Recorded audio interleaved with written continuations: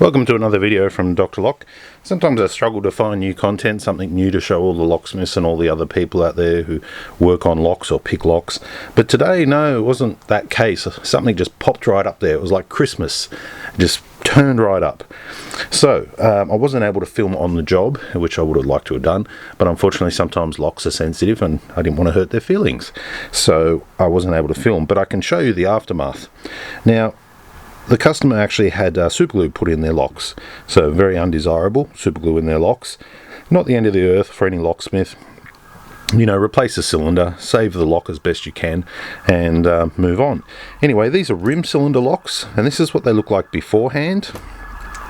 Okay, and we had basically a couple of rim cylinders, a couple of block locks, ADI 444s, and that's about it really. So two 201 cylinders, so just wait for them to go past. Two 201 cylinders and two 570 cylinders with super glue in it. That was the job, that was the challenge, and that was it. And I'd like to thank Telstra. Because of this virus, we've had to redivert one of our phone numbers, and we asked them. They said, yeah, it'll take an hour. It's been 3 days, and they've actually disconnected our main business line. So if anyone needs to get us, you can call us on our mobile 0422 707 100 until Monday, until Telstra decides to do what they were meant to do 3 days ago. Anyway, cut a long story short, one of our customers basically needed us, couldn't get through to us, and they had to call another locksmith. It happens.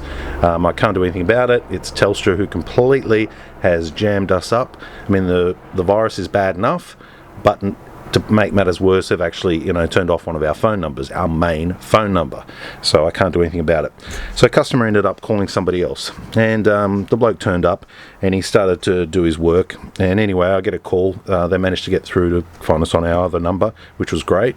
So I turned up. This bloke had been there since 9 o'clock, and when I got there it was 11 o'clock. Okay, so 9 to 10, 10 to 11, 2 hours worth of work. And let me show you what he had achieved in that time. So to start off with, let's just, the two ADI bolts, he was actually able to cut the bolts, so that was good. I mean, any good locksmith knows that you just basically, try and save the lock, and the bolt was the cheaper alternative. So that was done okay. I have no problems with that. The only problem is he made a big mess, big grinding marks in the actual locks themselves, but they were still usable. So let's put them aside. Now, it's the 201s that I'm questioning, and that's how we drilled out the 201 cylinder. Now let me just zoom in there, right? Have a look at that. I got there and I was trying to turn from across the road, and I'm looking at the front gate and I'm thinking, what's going on with that? Anyway, I get there. That's the 201 cylinder on the front door. Now let me just make this clear. I know what you're thinking. What's going on there? So basically, there's a drill hole here. There's a massive drill hole here that goes up to 22 mil, and the escutcheon's even been wrecked. Now, you can wreck the escutcheon. That is a valid method of entry if you know what you're doing, but this was damaged because it was in the way, not because they were entering that way. Now, I thought I'm going to show this because the person who did this was actually there on site, and I said to them, "Are you trade qualified?" "Oh yeah. Okay, no worries. Where'd you do your training? Was it Australia?" "Oh, no, overseas." I thought, okay. Now, leave it down in the comments what you think. I don't think you can call yourself a locksmith if you can't drill open a 201 cylinder. And this is how he did it. Now, you might be thinking, oh, it's just this and just that, or it might be an apprentice. Okay, well, I would not let an apprentice get away with this. Even an apprentice of 3 months, I would not let them get away with this. And the problem is that this took 2 hours to do. So the customer's going to be paying a premium on a Sunday for this. And I thank the Security Industry Registry for removing the qualifications requirement on the licensing. I mean, to have people running around and doing this is just obscene. Now, you're probably wondering, how did they get that big a hole? Now, let me show you how that was done. With a bloody Christmas tree. I know what you're thinking. Ho, ho, ho, scary Christmas. It's not Christmas time, right? This is not Jingle Bells, and this is a lock. I've never seen a person drill out a 201 cylinder with a Christmas tree. My God. I mean, if you want to have some fun, try doing it with a spade bit.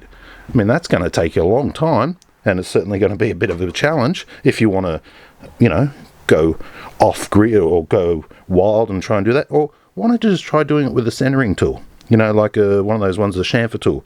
If you're up for a real challenge, what about a little tickle grinder? Just sit there and grind away.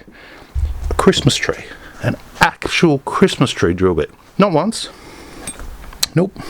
I'm surprised he even managed to get through that.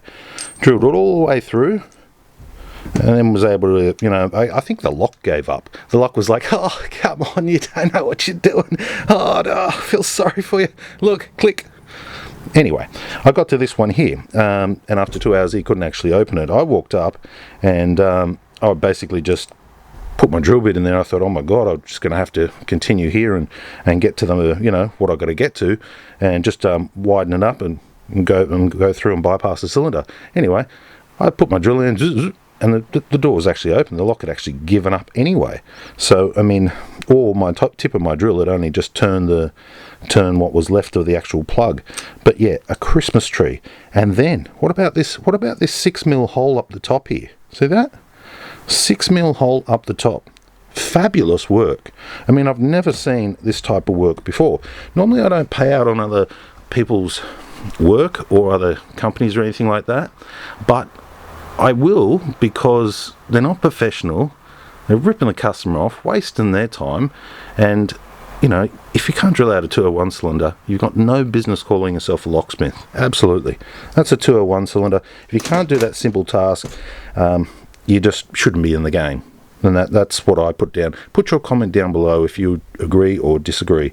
There's people out there from lock sport community, never fit a lock in their life, and they pick locks left, right, and centre and do a brilliant job at it. If you got to invest into it, and you invest your time, you should be able to conquer this type of most basic cylinder without turning it into a huge song and dance. I don't know whether or not it was done for the money or not. I could think of nothing worse than trying to open up a cylinder using a Christmas tree. An actual Christmas tree. Shocking. The way the ADI bolt was cut, okay, I'm happy with that. You scored the lock a little bit. I'll show you a photo of that. Okay, I'm happy with that. That's okay. Everyone's got different methods. But a Christmas tree? A Christmas tree? I'm shocked. I'm absolutely shocked. Anyway, the poor customer's even got glue on the inside there, and we had to replace 1 or 2 locks. But the moral of the story is, if you don't know what you're doing, it's going to cost the customer more time. And I think that that's unfair when it should have only been, how long would you expect to get through, 2 ADI bolts, right, and 2 cylinders? How long would you expect? I think 2 hours is just ludicrous. And you've got the local butcher out there, and that's what they are. Is just a butcher. He had orange hair. I think he could be a little leprechaun sitting under a bridge. Give us all your gold, like that, Anyway, if it was an apprentice and his boss hadn't showed him what to do, I'd say, okay, you need a little bit more training. But it wasn't. It was out there, full steam, working as a tradie. So, yeah, note to self, first of all, check who you're getting, check that they can do the job, and don't use a Christmas tree to open a 201 cylinder. Obviously you can tell the bloke doesn't even know where the drill point is. He doesn't know. Drill screws? No. Go for the tarbase? No. Reef the cylinder? No. Drill the shear line? No. We'll just jam a Christmas tree right up the guts. So, that's the content I have today, because it was kindly provided to us by another locksmith who was on the job. So I wouldn't normally whinge and go on about locksmiths, but I think it's only fair if you pay for a professional that you get a professional. I think that's what it should be.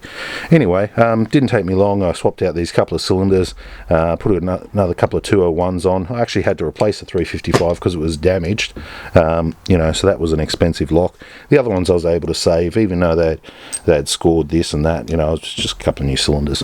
But there's a first time for everything, and it's not even Christmas time, and people are using Christmas drill bits, these ones here, to open 201 cylinders. Leave your comments down below if you want to have a whinge and a bitch like me.